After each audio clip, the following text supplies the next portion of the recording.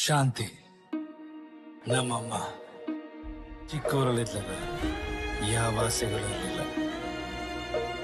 ಆದ್ರೆ ಹೋಗ್ತಾ ನನ್ನ ಹತ್ರ ಒಂದು ಮಾತು ತಗೊಂಡು ಹೋದ್ಲು.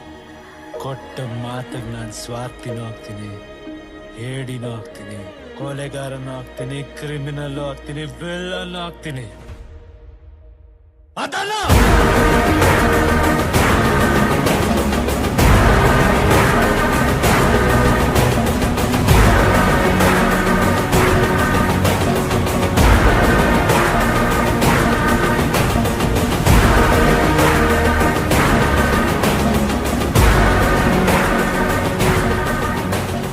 ಸ್ವಲ್ಪನಾದ್ರೂ ಜೀವನದಲ್ಲಿ ಭಯ ಇರ್ಬೇಕು ಸಾಬ್. ಕರೆಕ್ಟ್ ಕಣ.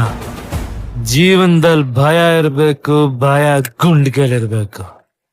ಆದ್ರೆ ಆ ಗುಂಡ್ಗೆ ನಮ್ದಲ್ಲ, ನಮ್ ಎದುರುಗಡೆ ಇರೋಂದಾಗಿರ್ಬೇಕು.